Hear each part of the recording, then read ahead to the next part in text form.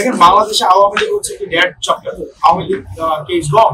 এখন আমরা আমাদের জায়গা থেকে যে বিষয়টি হার না এর পাশাপাশি আমরা যে বিষয়টিকে আমরা গুরুত্ব দিতে যাচ্ছি এনসিপির পক্ষ থেকে, সেটি হচ্ছে আমাদের অতি দ্রুত এই গণভোট নিয়ে আমাদের অর্ডার হতে হবে। যে আমরা যে বলছি আদেশের আলোচনাটি পাশ কাটিয়ে যাওয়া হচ্ছে। আমরা চাই অতি দ্রুত আদেশের বিষয়টি নিষ্পত্তি হোক এবং এই আদেশটি কোনো অধ্যাদেশ নয়, কোনো প্রজ্ঞাপন নয়, অবশ্যই আদেশ হতে হবে। এবং এই আদেশটি আমাদের এই গণঅভ্যুত্থানের মধ্য দিয়ে যিনি প্রধান উপদেষ্টা হয়েছেন ডক্টর মোহাম্মদ ইউনূসকে সেই আদেশটি জারি করতে হবে। কোনো ফেসিস্টের রেখে যাওয়া আমাদের যে ফেসিস্টের লিগেসি যিনি ধারণ করছেন চুপ্প এই আদেশ দেওয়ার কোনো এখতিয়ার নেই এবং এই গণঅভ্যুত্থানের লিগেসি হিসাবে ডক্টর মোহাম্মদ ইউনূসকেই আদেশটি দিতে হবে। এই বিষয়টিও আলোচনায় পাশে হওয়া উচিত। দেখেন বাংলাদেশে আওয়ামী লীগ হচ্ছে কি dead chapter. Awami League case gone. Awami লীগকে আসলে এখন আর প্রাসঙ্গিক নেই। আমরা আওয়ামী লীগকে বাদ দিয়ে বাংলাদেশে এগিয়ে যাচ্ছে এবং বাংলাদেশের আসলে পুনর্গঠন সেদিন থেকে সম্ভব হয়েছে।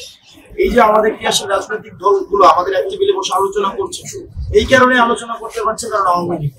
তো বাংলাদেশের রাজনীতি পুনর্গঠন সেদিন থেকে শুরু হয়েছে যেদিন আওয়ামী লীগ বিহীন বাংলাদেশ শুরু হয়েছে।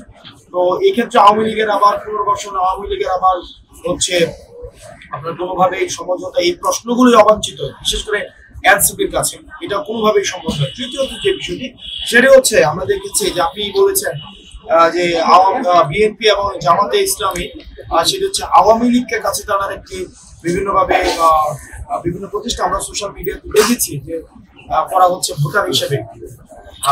সেই বিষয়টি আসলে দুঃখজনক যে সেই বিষয়টি আসলে তাহলে বিগত সময় যে আন্দোলনগুলো যে বিএনপির ত্যাগী নেতারা মাঠে ময়দানে যারা জীবন দিয়েছে, রক্ত দিয়েছে, ঘাম দিয়েছে, শ্রম দিয়েছে, যারা পালিয়ে থেকেছে, ঠিক একইভাবে জামাতে ইসলামের আমাদের ফেসিবাদের সময় যেসব ভাই বন্ধুরা আমাদের গুম হয়েছে, আমাদের হচ্ছে রক্ত দিয়েছে, রাস্তাঘাটে জীবন দিয়েছে এই স্বৈরাচারকে তাড়াতে, তাদের রক্তের উপরে দাঁড়িয়ে আবার সমঝোতা করা হচ্ছে। যে বিষয়টা আমরা সবসময় বলে আসছিলাম যে আন্ডারগ্রাউন্ড ব্যাকডোর কি করছে, আপনার ব্যাকডোর সমঝোতা করছে, এই বিষয়টি আসলে দিন দিন স্পষ্ট হচ্ছে।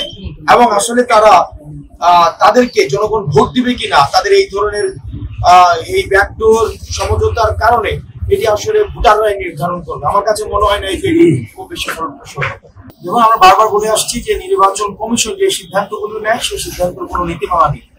মানে সকালে ঘুম থেকে উঠে মনে হয় যে এটা দিবে যে মাইক মার্কা, মাইক দেখছে মাইক দিয়ে দিচ্ছে, মোবাইল দেখছে মোবাইল মার্কা, ট্রাইপড দেখছে ট্রাইপড মার্কা, ওই যে সূর্য দেখতেছে উপরে, তো ওই দেখলাম যে ওখানে সূর্য মার্কাও আছে, মানে সূর্য মার্কা। তো এখানে দেখবেন কিছুদিন পরে যা মনে হয় দেখে কোন নীতিমালার মধ্যে দিয়ে শাপলা অন্তর্ভুক্ত করা হয় নাই তারা কিন্তু স্পষ্ট করে নাই। আবার কোন নীতিমালার মধ্যে দিয়ে বেগুনকে অন্তর্ভুক্ত করা হয়েছে তারা সেটাও স্পষ্ট করে। আবার গতকাল দেখলাম যে আবার তারা শাপলা কলিকে অন্তর্ভুক্ত করছে, আসলে কোন নীতিমালার ভিত্তিতে করছে সেটা স্পষ্ট না আমাদের কাছে।